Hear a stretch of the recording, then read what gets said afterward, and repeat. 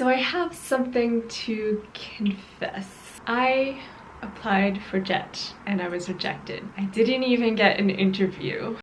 Anyway, hey guys, welcome back to the channel. Today we're talking about what I did when I was rejected from JET and what you can do too if you are also rejected from JET. First, why do people like JET? Why did we apply in the first place? Well, JET is a government-sponsored program. It has one of the best salaries in the game. Still not great, but comparatively it's good. It provides housing that is usually good. It has other perks like community, they connect you with other JETs around the country. So we're not gonna say anything bad about JET. They are a good option, even if they did reject us.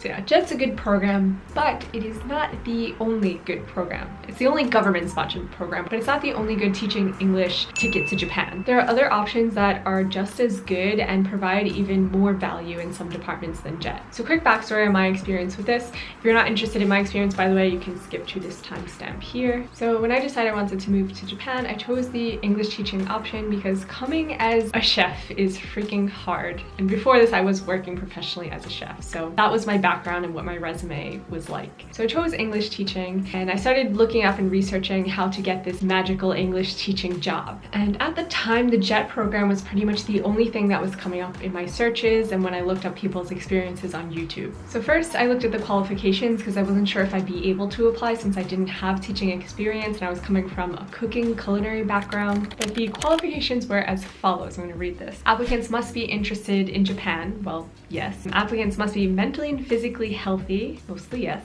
Hold a bachelor's degree, and so on. All my answers for these questions were yes. I put the link to these qualifications down below in case anyone wants to check them out, by the way. So yeah, after reading that, I felt pretty confident and I applied. The application asked for things like my grades in college, which were pretty decent, but then it started asking if I received any awards, which I hadn't. It asked about my Japanese language level, which was beginner. It asked for my major, which was psychology and pre-medical science, so nothing related to teaching English or Japan. After filling out that application, I was feeling a little less confident, so I decided I was going to kill it on the cover letter. Like, I wrote that cover letter out so good. Put my passion and soul into it. I also was looking up other people's experiences and it seemed like other people who have gotten on JET that I saw on YouTube, comparatively, like my grades were better, my Japanese language level existed even if it was beginner, so I had a chance. I started feeling confident again. So much so that I went ahead and got the background check that's required once you receive an interview.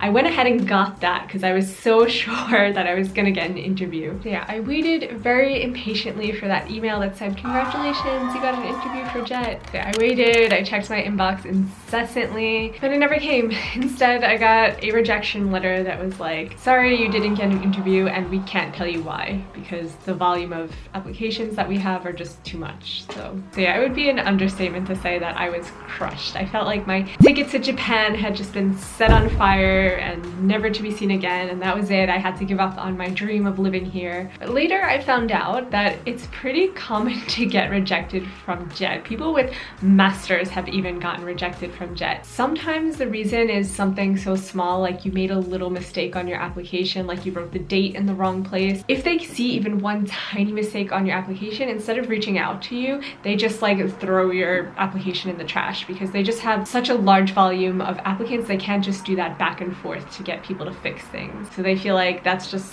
kind of, if you're not competent enough to fill out the application exactly right, then you're just not gonna get it. Learning that made me feel like a little better. I still don't know why I got rejected. So yeah, I was seriously considering giving up at this point and just continuing my job in the culinary industry in New York. But something in me wouldn't let me give up. I found myself back online researching again, like teaching English companies in Japan that hire teachers from abroad. So that is tip number one, by the way. If you've been rejected from JET, tip number one is do not give up. Start researching other companies that you want to apply for because there are other good ones out there. Like, you don't just have to work for a bad company because you didn't get JET. There are other good options. To do this, you could go to like job websites for foreigners, but I actually don't recommend doing this. I recommend looking up the companies that you want to apply for and then going directly to those companies' websites and applying. That's what I did, and that's how I got interviews for all three of the other companies that I applied for. The company that is a best fit for you personally will vary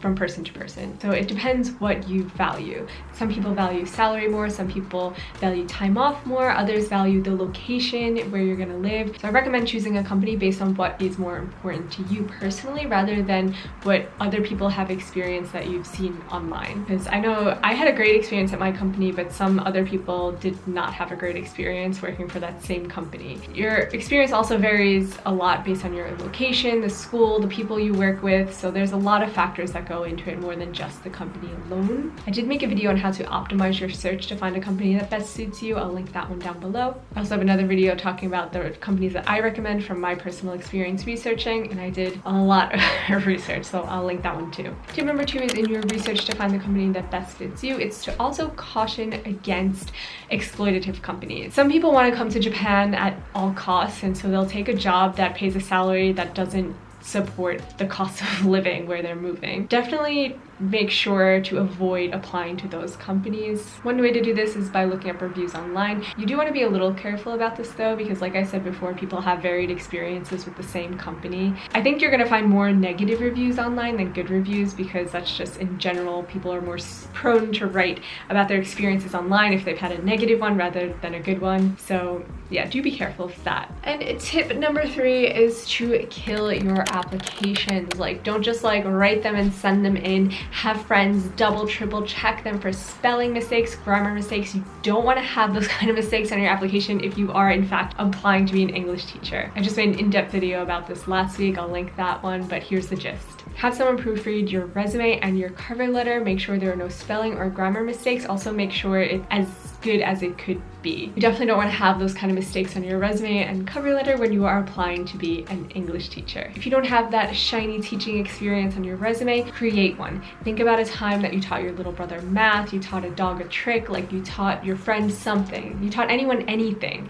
Everyone has taught someone something. If this one might not go on your resume, but write about it in your cover letter. Talk about how it made you feel and how you love teaching and how you want to teach again and like things like that. That might sound self-explanatory, but it's something that I think I overlooked when I was first applying to these jobs. The last tip is to practice teaching demos. When you do finally get your interviews for these companies, you will be expected to do a teaching demo. Because you don't have prior experience, it's best to practice it so you can go into it confidently when you arrive at your interview. So yeah, those are the things that you should consider doing if you are rejected from JET. Remember not to take it personally. JET is a bit oversaturated. They get thousands of applications every year, and yours could have been rejected just from a small mistake. So yeah, I hope these tips help you in some way. If you have any advice, please leave it down in the comments below. Also, if you have any questions, I will answer all of them. Thanks again for watching, guys, and I will see you next time. Bye bye. The game. The Japan. I wrote that cover of these that I applied for. Rejection. I think I look